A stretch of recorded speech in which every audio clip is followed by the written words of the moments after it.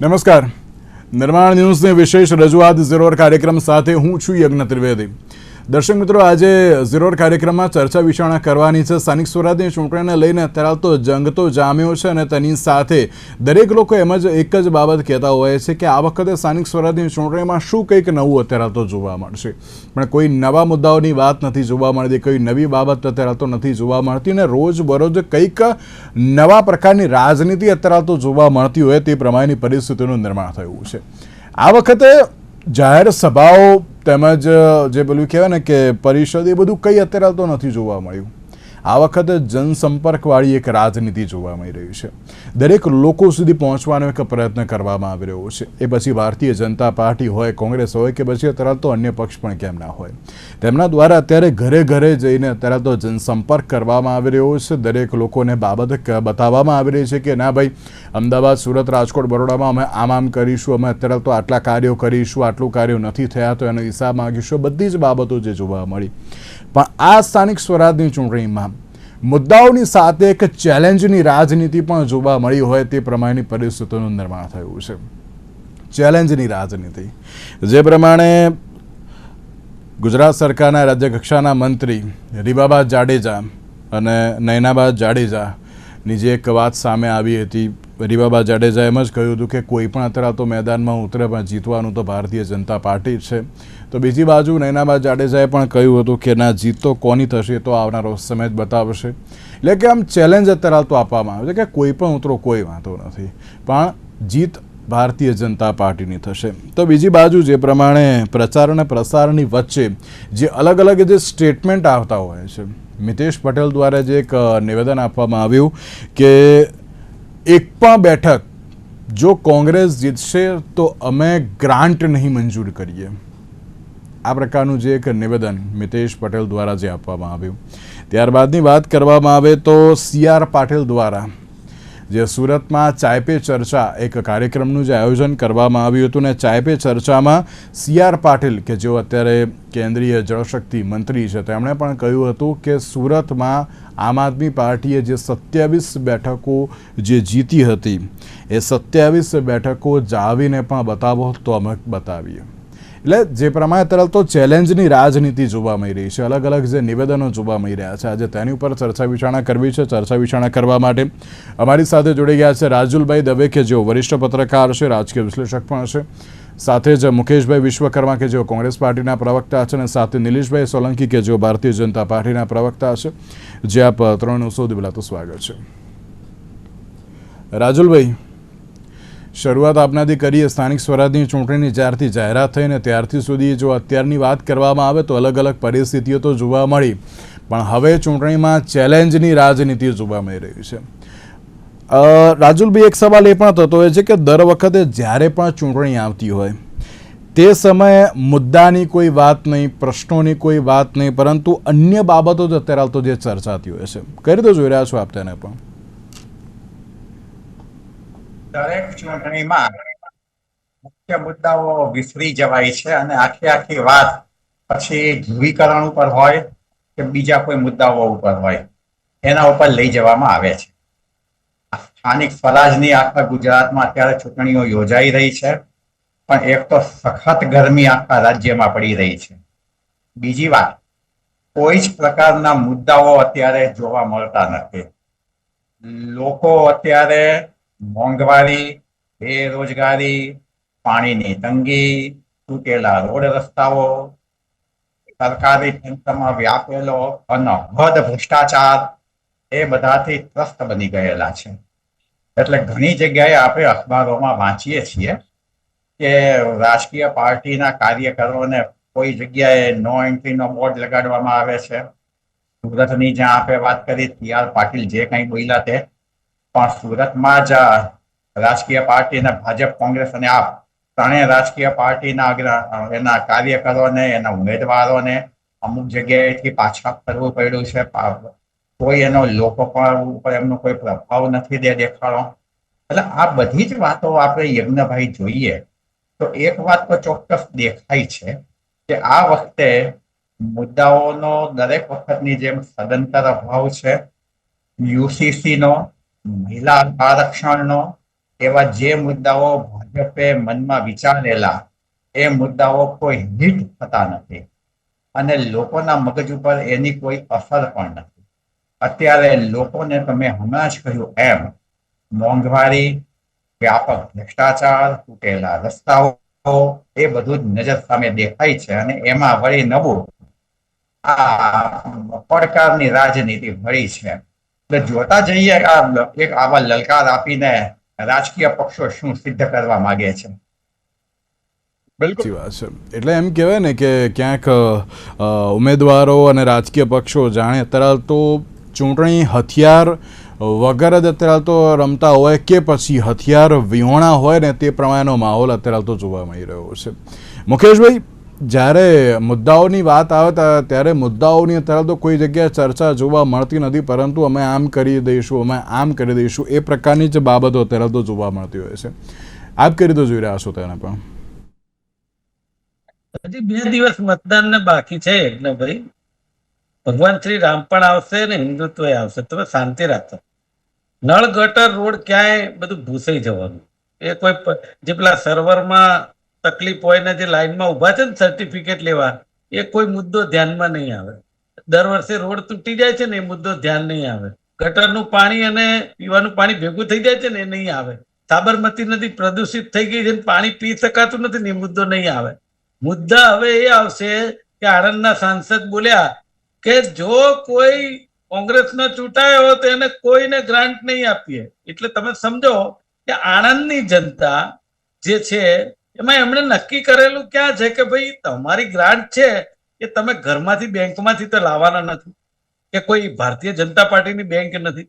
આ તો પ્રજાના ટેક્સના પૈસા છે અને પ્રજા તો કોંગ્રેસને મત આપે છે એ ચૂકવે છે ટેક્સ અને ભાજપ વાળા ચૂકવે છે અને આમ આદમી પણ ચૂકવે છે.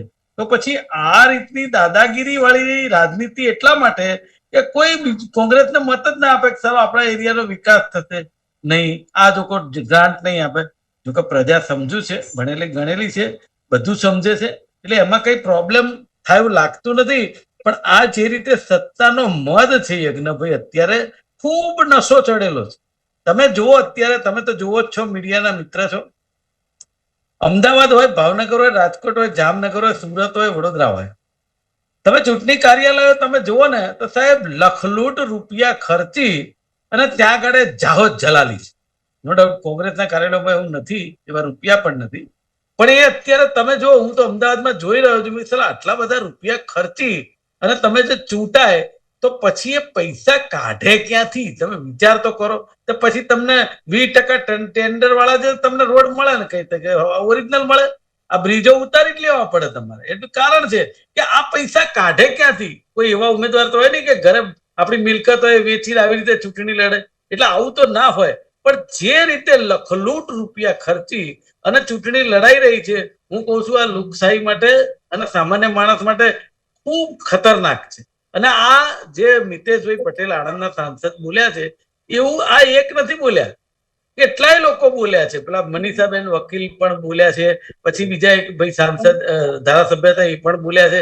આ એક જોખમીની અને બંધારણને ગોળીને પી જવી, લોકશાહીનું ખૂન કરી નાખવું અને જાણે અમે જ સત્તામાં રહીએ, અમારા સિવાય કોઈ સત્તામાં ના રહી શકે એ પરિસ્થિતિનું નિર્માણ છે. અને બીજી બાજુ આપણા દેશના લોકલાડીલા પ્રધાનમંત્રી માનનીય નરેન્દ્રભાઈ મોદી એ સંસદમાં એવું કે લોકશાही के लिए भारत देश में विरोध पक्ष का मजबूत होना जरूरी है. આવું પાછા એ ત્યાં બોલે. એટલે કાં તો એમના પ્રધાનમંત્રીનું એમને નથી સંભળાતું અને કાં તો પછી એમનું મનમાન્યું કરે છે અને કાં એમને કોંગ્રેસ મુક્ત ભારત કરવાની વાત હતી જે આજે ભાજપ કોંગ્રેસ યુક્ત થઈ ગયું છે એ એમને યાદ કરવાની જરૂર છે. પણ હું ચોક્કસ કહું છું કે આ ચૂંટણી સ્થાનિક સ્વરાજની છે, લોકોના પાયાના પ્રશ્નોની છે અને તમે આવા મુદ્દા લાવી અને શું સાબિત કરવા માંગો છો એ પ્રજા સમક્ષ મૂકવું જોઈએ. એટલા માટે કે આખરે તો તમને સાંસદ બનાવવા પણ પ્રજા. ચલો અત્યારે તો આ ચેલેન્જની રાજનીતિને બધું જોવા મળતું હોય, પણ મુકેશભાઈ એક રાજકીય પક્ષ તરીકેની વિરોધ પક્ષ તરીકે હવે તમારે પણ એમ કહેવું જોઈએ ને કે જો ભાઈ એ લોકો ભલે ચેલેન્જની વાત કરે પણ અમે અત્યારે તો તમારા મુદ્દાઓને લઈને આગળ ચાલીશું, પરંતુ એ બાબત કેમ નથી જોવા મળતી? તો જુઓ એક વસ્તુ કહું તમને કે આ જે એમનું કન્ટેમ્પ છે ને ઓછામાં ઓછા 8 કોંગ્રેસના નેતાએ કર્યું કે એમને જે કરવું હોય કરે. ધારો કે અમારા કોંગ્રેસના લોકો હારી ગયા ને તો પણ અમે વિરોધ પક્ષમાં મજબૂતાઈથી આપણા કામ કરવામાં તત્પર રહીશું. અને એનો હું તો મારી જાતને અભિમાન નથી કરતો, પણ હું પંચાયતમાં 2 વાર જીત્યો 3 વાર હારી ગયો ને. આજે મને 34મું વર્ષ છે, અવિરત કાર્ય કરું છું. મારી ઓફિસ 2 કલાક રોજ સવારે ખુલ્લી હોય. એટલે કહેવાનો માટે કોંગ્રેસનો કાર્યકર્તા ક્યારેય વાહો નહીં બતાવે તમને પીઠ. જ્યારે આ પરિસ્થિતિ એવી છે કે એ લોકો દાદાગીરીની રાજનીતિ, રૂપિયાની રાજનીતિ અને સત્તાના મદની રાજનીતિ હું માનું છું હવે આ પ્રજા સ્વીકારવા તૈયાર નથી. અંદર ખાને યજ્ઞભાઈ સોસાયટીઓમાં અમે જઈએ છીએ ને સાહેબ, ડરે છે લોકો, પણ એટલું જરૂર કે છે તમે મહેનત કરો, હવે સમય તમારો. મહેનત કરો, હવે સમય તમારો છે. નિલેશભાઈ, તમારી જોડે ચલો સત્તા છે, રૂપિયા છે, બધી બાબત અત્યારે તો યોગ્ય, પણ નિલેશભાઈ જ્યાં અત્યારે તો પ્રજાના પ્રશ્નોની વાત કરવાની હોય ત્યારે આ પ્રકારની ચેલેન્જ કેટલી યોગ્ય? તમે પ્રજાના પ્રશ્નોને વાત કરો ને. 30 વર્ષથી અમે છીએ, બરાબર છે, ચલો હાટકેશ્વર વાળું, ચલો જે પણ એક ઘટના બની ને, હવે આવી કોઈ ઘટનાઓ નહીં બને, હવે અમે બધું પ્રોપર આપીશું, એવી કેમ અત્યારે તો વાત નથી જોવા મળતી? જ્યાં અત્યારે ક્યાંક એક જ બાબત થતી હોય છે કે જે મુખ્ય મૂળભૂત મુદ્દાઓની જે વાત અત્યારે તો કરવાની હોય, પરંતુ એ નથી જોવા મળતી. અન્ય બાબતો ઉપર અત્યારે તો જે જતા રહેતા હોય છે, જે પ્રમાણે હરિબાબા જાડેજા કહી દો કે પછી CR પાટીલ કહી દો, પછી આણંદના સાંસદ મિતેશ પટેલ, મનીષાબેન વકીલ, આ તો ઘણા બધા અત્યારે તો મુદ્દાઓ છે જ્યાં અત્યારે ચર્ચા કરવાની છે. યોગ્ય મુદ્દાઓની અત્યારે ચર્ચા નથી જોવા મળતી નિલેશભાઈ, અને દર વખતે વિપક્ષ એક આક્ષેપ કરે જ છે. હું પણ આપણે એ જ સવાલ કરું છું કે અત્યારે સત્તાનો દુરુપયોગ કરી રહ્યા છે સત્તા પક્ષ, તે પ્રમાણેની પરિસ્થિતિનું ક્યાંક નિર્માણ થયું છે. નિલેશભાઈ.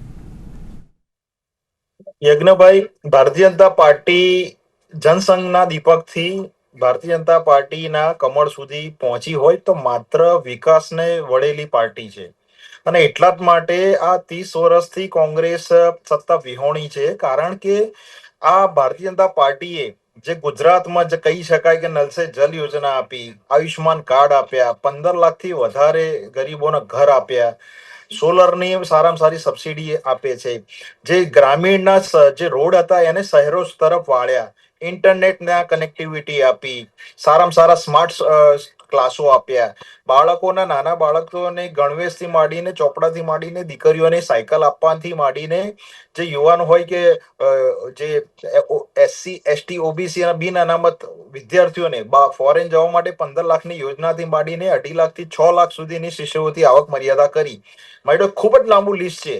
પણ જ્યારે વિપક્ષ કહી શકાય કે હવે એ સત્તા વિહોણા થઈ ગયા, સત્તા લેવા માટે કંઈ પણ કરવા, જે મુકેશભાઈ હમણાં જ કીધું કે ગુજરાતની પ્રજા ભણેલી છે. હવે એ કોન્ટ્રાડિક્ટ તમને હું કહી દઉં કે એક બાજુ મલ્લિકાર્જુન ખડગે ગુજરાતીઓને અભણ કહે છે, આ કોંગ્રેસના પ્રવક્તા અહીંયા છે એટલે પોતે અભણ ના બને એટલા માટે કહી રહ્યા છે. તો આ રીતે આજે જ સ્ટેટમેન્ટ આવ્યું કે નરેન્દ્ર મોદી ટેરરિસ્ટ છે. મલ્લિકાર્જુન ખડગેનું નવું. હવે તમે જુઓ કે ચૂંટણીમાં એક અધ્યક્ષ પ્રધાનમંત્રીને શું કહી રહ્યા છે. હું માનું છું ચલો કે ભાઈ કોઈ પણ આક્ષેપ પ્રતિ આક્ષેપમાં જે પણ બોલવાનું આવે એ સ્ટેજ ઉપર બેઠા હોય, કોઈ જગ્યાએ કહી શકાય કે સ્લીપ ઓફ ટંગ થઈ જાય. તો જ્યારે આ નળ ગટર રસ્તા આજે સારામાં સારી સોસાયટીઓમાં RCC રોડ, સારામાં સારી ચાલીઓ હોય કે પોળો હોય ત્યાં પથ્થર પેવર બ્લોકિંગ થી માંડીને ગાર્ડનોથી જે તળાવોનું નવીનીકરણ કરવામાં આવ્યું હોય, કહી શકાય કે હવે સ્લમ ફ્રી આ અમદાવાદ, સુરત, રાજકોટ આ એ દિશામાં જઈ રહ્યા છે. પાણીના વલખા મારતા હતા આ લોકોની ટ્રેનોમાં, કહી શકાય શાસનમાં કે રાજકોટમાં પાણી જતા હતા. આજે પાણી બચાવવા માટેની યોજનાઓ લાવી રહ્યા છે. કમ્પેરિઝન ના કરો. અત્યારે પેલું કહે ને કે 30 વર્ષ થઈ ગયા, હવે પેલું કહે ને હવે એ કમ્પેર કરવું એ બહુ પેલું કહે ને કે આમ જમીન આસમાનનો અત્યારે તો ફરક થઈ ગયો. સાહેબ, તમે 30 વર્ષથી સરકારમાં છો, તમે અત્યારે તમારા મુદ્દાઓની તમે વાત નથી કરતા, અને આ પ્રકારની ચેલેન્જ કે કોંગ્રેસ જીતશે તો અમે અત્યારે તો તમને ગ્રાન્ટ નહીં આપીને આ બધું, આ પ્રકારની અત્યારે તો કેટલું યોગ્ય? ના ના, એવું હોતું જ નથી. ઠીક છે, એ સ્લીપ ઓફ ટંગ થઈ ગયા હોય કે કારણ કે આજે ભારતીય જનતા પાર્ટીને જે જગ્યાએ વોટ નથી મળતા કે જે જગ્યાએ વોટ મળે છે સમતોલ વિકાસ હોય છે, સમતોલ જગ્યાએ રોડ હવે છે કે ભાઈ અહીંથી 5 કિલોમીટરનો રોડ બનાવવાનો અને 6 કિલોમીટર 7મા કિલોમીટરે રોડ ના બને એવું તો છે નહીં. ઠીક છે, પ્રતિ આક્ષેપ થતા હોય. ઇલેક્શનનો માહોલ છે, થોડા દિવસોમાં આચારસંહિતા લાગશે એટલે એ એક કહી શકાય કે slip of tongue. આક્ષેપ પ્રત્યાક્ષેપ કરો, કોઈ ના નહીં. એ રાજુલભાઈ પણ એક્સેપ્ટ કરશે, મુકેશભાઈ પણ કરશે કે કરો, એમાં કોઈ ના નહીં. પણ આક્ષેપ એવા કરો ને કે અમે આજે 30 વર્ષમાં હજુ નથી કર્યું, અમે અત્યારે તો કરીને બતાવીશું તેમ. એટલે પોઝિટિવ વાત કરો ને. અમે અત્યારે જ્યાં અત્યારે અમે હમણાં 2 દિવસ પહેલા એક વિડીયો જોયો હતો પૂર્વ વિસ્તારનો કે જ્યાં જૂના ખખડધજ જે ફ્લેટ હતા એની અંદર જે એન્ટ્રન્સ છે ત્યાં જ અત્યારે તો ગટરનું પાણી જે ભરાતું હોય ને તે પ્રમાણેની જે પરિસ્થિતિ સામે આવી હતી. એટલે પેવર બ્લોકનો એક બ્લોક આમ મૂકવો પડે ને એ રીતે અત્યારે તો જે લોકો એન્ટર થઈ રહ્યા જેવી પણ ક્યાંક બાબત આવી હતી. એટલે નિલેશભાઈ તો એ બધું અત્યારે તો સોલ્વ થઈ જશે એવી બધી વાત કરો ને. કેમ અત્યારે તો આ પ્રકારની ચેલેન્જો આપવાની વાત છે? અને ક્યાંક તમે અત્યારે સત્તામાં છો એટલે ક્યાંક લોકો હવે તો એમ કહી રહ્યા છે કે ના હવે તમે સત્તાનો દુરુપયોગ કરી રહ્યા, લોકો કહી રહ્યા છે હવે તો. નહીં, લોકો, જનતાનો, નાગરિકોનો જે પ્રેમ છે કે 30 વર્ષથી ભારતીય જનતા પાર્ટીને શાસનમાં રાખી છે, ખોબલે ને ખોબલે મત આપ્યા છે, તો હવે યજ્ઞભાઈ આ સરકારના તંત્રની જવાબદારી વધી જાય છે કારણ કે હવે અપેક્ષાઓ વધી ગઈ છે. ઘણા બધા એવા કામો હતા કે કોંગ્રેસના સમયમાં નતા થયા. કમ્પેરિઝન એટલા માટે કે ચૂંટણીમાં તમારે સામે પક્ષે વિપક્ષ તો છે જ નહીં, માત્ર ટીવી મીડિયામાં જ છે, બાકી ક્યાંય રેલી નથી, ક્યાંય નહીં. અને એમની સરકારો હતી ત્યારે બધું જ કરતા હતા, ત્યારે તો વિપક્ષોને બોલવા નતા દેતા, જેલમાં મોકલતા. તો આજે એવી પોઝિશન નથી. આજે લોકશાહી મજબૂત છે કે પ્રધાનમંત્રીને ટેરરિસ્ટ કહી શકે છે એમના વિપક્ષના અધ્યક્ષ, તો કઈ નહીં. તો એ રીતનું છે કે આક્ષેપબાજી થતી હોય, ચૂંટણીનો માહોલ છે, પણ ભારતીય જનતા પાર્ટીની એ વિકાસની જે વળગેલી જે પાર્ટી છે કે જેને આ આચારસંહિતામાં માંડ મહિનો જે કામ અટક્યા હશે એ કામ તરત જ અમારા મેયરશ્રી, અમારા જે સ્ટેન્ડિંગ કમિટી ચેરમેન આ શપથ લેશે તાત્કાલિક એ બાકી રહેલા કામો એના પંચાયતથી પાર્લામેન્ટ સુધી સમગ્ર ભારતમાં ચૂંટણી આવે છે, પણ આ ભારતીય જનતા પાર્ટીનો કાર્યકર્તા આજે 42 ડિગ્રીમાં યજ્ઞભાઈ સવારને 7 ડોર ટુ ડોર જાય છે અને પોતાની જે પત્રિકા હોય કે આ કામ કરેલા છે. કોંગ્રેસને તો એ સપનું જ છે કે કામ કરેલા હશે તો જશે શું, પણ આજે અમે રિપોર્ટ કાર્ડ લઈને જઈએ છીએ. નથી એટલે ચેલેન્જ આપો છો અત્યારે નિલેશભાઈ? આપી જ ના શકાય. મેં આપને કહ્યું કે બજેટની વાત હોય કે કોઈ ગ્રાન્ટની વાત હોય એવું શક્ય જ નથી, સ્લીપ ઓફ ટંગ થતું હોય. પણ જ્યારે આ મુખ્યમંત્રી શ્રી સંવેદનશીલ જ્યારે બજેટ આપતા હોય, કોર્પોરેટર હોય, MP MLA હોય, ત્યારે સમગ્ર જગ્યાએ એ બધાને જ ઇક્વાલિટી મળતી હોય છે. અને આપણે આ સરકારમાં આપણે જોયું છે કે પેજ સમિતિનો એક હોય અને મુખ્યમંત્રી સુધી હોય, એને જે કાયદા કાનૂન સામાન્ય વ્યક્તિને લાગતા હોય એ જ કાયદા કાનૂન મુખ્યમંત્રીને લાગતા હોય. એટલે ક્યારેય કોઈ જગ્યાએ એવું બને જ નહીં. અને એટલા જ માટે જોઈ રહ્યા છીએ કે અમદાવાદથી માંડીને સમગ્ર ગુજરાત આખા વિશ્વમાં નામાંકિત થઈ ગયું છે. સૌથી મોટો રિવરફ્રન્ટ હોય તો અમદાવાદમાં છે, સૌથી મોટું સ્ટેચ્યુ હોય તો ગુજરાતમાં છે, સૌથી મોટું સ્ટેડિયમ હોય તો અમદાવાદમાં છે. તો આ રીતના જે કહી શકાય કે નવીનીકરણ, જે કહી શકાય કે તળાવનું બ્યુટિફિકેશન કહી શકાય, નળ સે જલ યોજના જે સફળ થઈ, આજે ખેડૂતો માટે 10,000 થી વધારે રાહત પેકેજ જાહેર કર્યા, દિવસે વીજળી આપતું ગુજરાત થયેલું છે. KG થી માંડીને PG સુધી આ સરકારે, આ તંત્રએ અને એ જનતાની મદદ કરેલી છે. તો આ વિકાસ આ કોંગ્રેસના જે પેટમાં તેલ રેડાય છે કારણ કે હજી પણ બીજા ઘણા દિવસો વર્ષો સુધી ઓકે નિલેશભાઈ એટલે મારે અત્યારે તો એ જ કહેવાનું છે. તમે જે રીતે તળાવના બ્યુટિફિકેશનની વાત કરે એમાં પાણી નહીં આવતું એ પણ તમારે જોવું પડે. હમણાં જ મારા એક જે સહયોગી છે એમણે એક રિપોર્ટ તૈયાર કર્યો હતો, આઈ થિંક ચાંદલોડિયા કે ત્યાં તળાવ છે પણ એની આજુબાજુનું અત્યારે કંઈ પ્રોપર નથી, ગંદકી અત્યારે જોવા મળી રહી જેવી કંઈક બાબત છે. એટલે તમે આપવાની બાબત કહો તો પરંતુ એ પછી ગ્રાઉન્ડ લેવલ ઉપર દેખાતી નથી, એ કે સૌથી મોટો સવાલ છે. એટલે અત્યારે લાગે છે એવું જ કે મુદ્દાઓ નથી, એટલા માટે અત્યારે તો જે આ ચેલેન્જની રાજનીતિ જોવા મળી રહી છે. મુકેશભાઈ, એક બાબત આપને એ પણ પૂછવા માંગીશ કે જ્યારે આ મિતેશ પટેલભાઈ જે બાબત અત્યારે તો સામે આવી ત્યારે ભારતીય જનતા પાર્ટીના એક જે નેતા હતા તેમના દ્વારા એમ કહેવામાં આવ્યું હતું કે આજથી ઘણા વખત પહેલાં જ્યારે બનાસકાંઠામાં અત્યારે તો જે જ્ઞાનીબેન ઠાકોર છે તો ત્યાં શું અમે અત્યારે તો જે વિકાસના કામો નથી કરતા, એટલે આ બધું તો થાય, આવી કોઈ બાબત ના હોય, પરંતુ અમે દરેક જગ્યાએ દરેક લોકોને સપોર્ટ આપીને કામ કરીએ છીએ. મુકેશભાઈ, શું કહેશો આપ તેના લઈને? પણ સૌથી પહેલું તો છે ને, કિન્નાખોરીની રાજનીતિ ભાજપ પાસે છે, કોંગ્રેસ પાસે નથી. અમે જોયેલું છે કે કેટલાક મંત્રી થયા હોય ને અમે કહીએ ને કે આ માણસ આ નડ્યો તો આપણને, કે ભૂલી જવાનું, આ બધું યાદ નહીં રાખવાનું કે એ જે તે વખતે થયું હોય કે આપણે નહીં. અને આ લોકો છે ને, કોઈ માણસ મરી ગયો હોય ને તો પાટું મારીને જોઈ લે કે મરી ગયો છે કે નહીં બરાબર. આ એક કિન્નાખોરી વાળી રાજકારણ છે. સાહેબ, મધ્યસ્થ કાર્યાલય ખોલવા માટે કોઈ દુકાન ના આપી શકે એટલી દાદાગીરી. તમે આ આખું ગુજરાતની અંદર, આ વિધાનસભામાં, લોકસભામાં, સ્થાનિક સ્વરાજમાં આટલી દાદાગીરી, મને એમ થાય છે તો તમે વિકાસ જ કરી નાખ્યો છે. પ્રજા તમારી સાથે છે, તમારે આવા શબ્દો બોલવાની જરૂર નથી. અને એક સાંસદ બનેલો માણસ, જે 10 લાખ વોટર્સ હોય એનો માણસ, એક એક એક નાનો છોકરો બોલે ગલીનો, એવી ભાષા બોલે કે કોઈને ગ્રાન્ટ નહીં આપીએ જો કોંગ્રેસ ચૂંટાય, અને એને સ્લીપ ઓફ ટર્ન કહી શકાય. અને પેલા ખડગે બોલ્યા એટલે કે એને સ્લીપ ઓફ ટર્ન ના કહેવાય, આવું બોલાય. એટલે એ લોકો બધું બોલી શકે. એ સોનિયા ગાંધીને જર્સી ગાય ને બધું બોલી શકે. એ દેશની વહુ છે, એને બધું કહી શકાય. કારણ કે એમને એક લોકશાહીમાં એક એમને ઇજારો છે, એ લોકો બધું બોલી શકે. તો સામે વાળો કઈ બોલે તો કે ના, એમને ના બોલાય.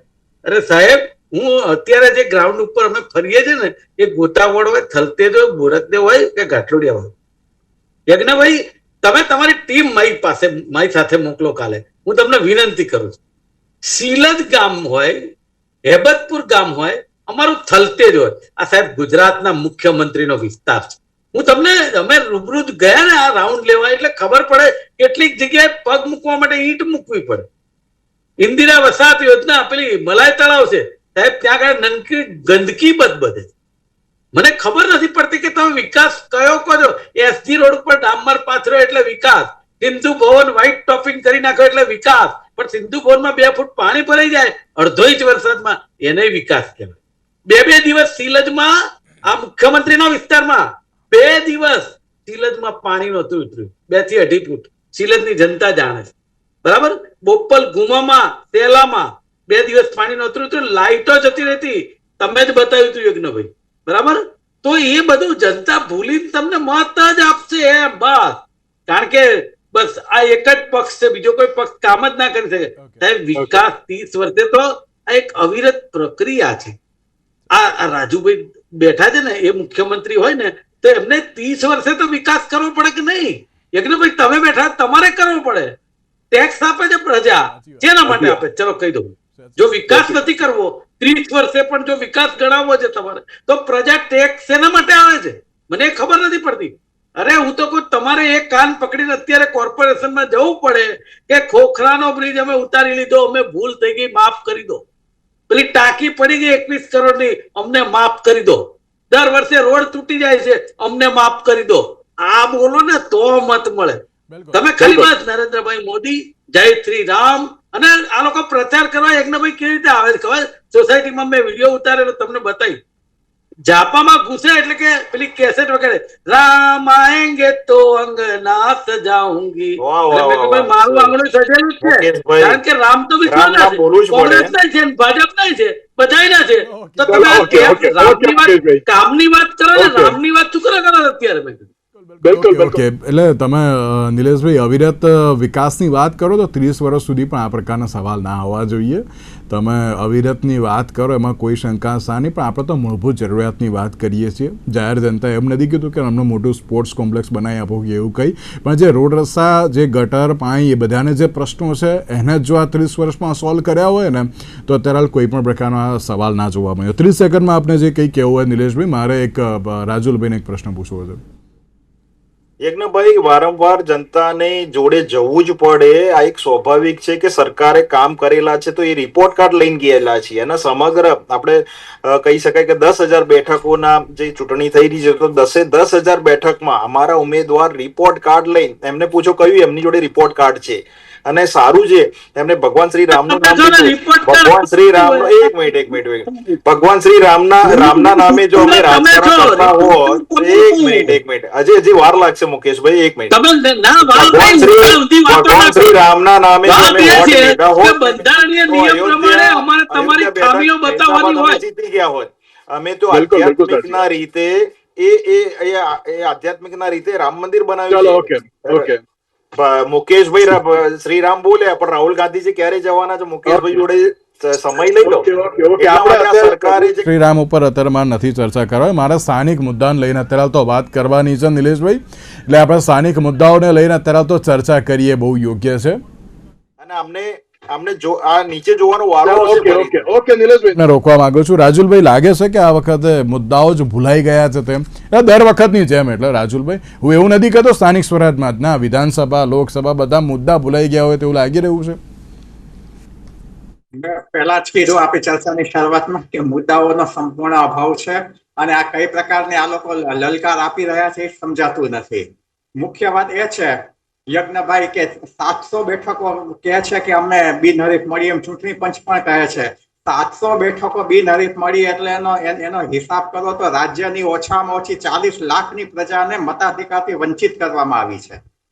હવે આ કયા પ્રકારની લોકશાહી છે? જો વિકાસની વાત કરી હોય તો પછી આ બધા આટલા બધા લોકોને બિનહરીફ કરવાની જરૂર શું છે? મેદાનમાં આવવા દો, લડવા દો ચૂંટણી, અને જે જીતે વહી સિકંદર, આ જીતે કે તે જીતે. પણ તમે 700 બેઠકો જો કોઈ પણ રીતે કોઈ સરકારી તંત્રના કે બીજા તંત્રના દબાણ લાવીને જો તમે એને બિનહરીફ કરવા માંગતા હો, અને બહુ સારું થયું છે આ વખતે, કોઈના હું વખાણ નથી કરવા માંગતો, પણ વિપક્ષોએ પોતાનો ઉમેદવારો ઉપર આ વખતે બરાબરની વોચ રાખી છે. એ લોકશાહી માટે એક બહુ મજબૂત પ્રકરણ બન્યું છે મારી દ્રષ્ટિએ. અને બીજી વાત હું ફરીથી કહું છું કે 700 બેઠકો જયારે બિનહરીફ થઈ હોય ત્યારે રાજ્યના ચૂંટણી પંચની પણ એ જવાબદારી બને છે કે એને જોવું જોઈએ કે આટલી બધી બેઠકો બિનહરીફ કેવી રીતે થઈ છે. હવે એ તો જે હોય રાજ્યના ચૂંટણી પંચને જે જોવું હશે એ જોશે, પણ રાજ્યની 40 લાખની પ્રજાને મતાધિકારથી વંચિત કરી તો ત્યારે વિકાસ ક્યાં ગયો છે? તો ત્યારે વિકાસ હતો તો વિકાસના નામ ઉપર મત માંગવા હતા, શા માટે 40 લાખની પ્રજાને મતાધિકારથી વંચિત કરી છે? આ બધી વાતો સમજાય એવી નથી. મુદ્દાઓ અત્યારે ગાયબ થઈ ગયા છે. લોકોને મેં ફરીથી હું કહું છું, લોકોને ભ્રષ્ટાચાર, મોંઘવારી, તૂટેલા રસ્તા, પાણીની અછત, ગંદકી, એ બધા જ પ્રશ્નો નડે છે. અને એ છતાં હવે અત્યારે પ્રજા કઈ બાજુ વળે એ તો કઈ આપણે ભવિષ્ય વેચતા નથી, આપણે કોઈ જ્યોતિષી નથી, એટલે આપણે કહી ના શકીએ. પણ એક વાત ચોક્કસ છે કે કોક પ્રજામાં કઈક થોડોક અસંતોષ તો આ વખતે ચોક્કસ જોવા મળે છે. રાજુભાઈ, આ વખતે જે બધા વિડીયોઝ ને બધું એ જોયું એની પરથી એવું લાગે છે ખરી કે ના આ વખતે કઈક નવા જૂની થશે ખરી આ ચૂંટણીમાં? આપણે લોકશાહી મજબૂત બને. આપણા ભાજપના મિત્રએ જ કહ્યું, કોંગ્રેસના મિત્રએ કે વડાપ્રધાન એમ કહે છે કે લોકશાહીમાં વિપક્ષો જરૂરી છે. વડાપ્રધાન કહે છે, આપણે કોંગ્રેસ અને ભાજપના મિત્રએ કહ્યું, આપણે આશા રાખીએ કે ગુજરાતમાં લોકશાહીને મજબૂત રાખવી હોય તો વિપક્ષ મજબૂત હોવો જોઈએ. અને કોઈક, જો મેં કહ્યું એમ, આપણે કોઈ ભવિષ્ય વેચતા નથી, આપણે કોઈ જ્યોતિષ નથી, અને કોમ્પ્યુટરમાં જે કરામતો થતી હોય છે એવું જે કહેવામાં આવે છે, આપણને આઈડિયા નથી એનો, પણ કોમ્પ્યુટરમાં ઈવીએમમાં કરામતો જાત જાતની થાય છે.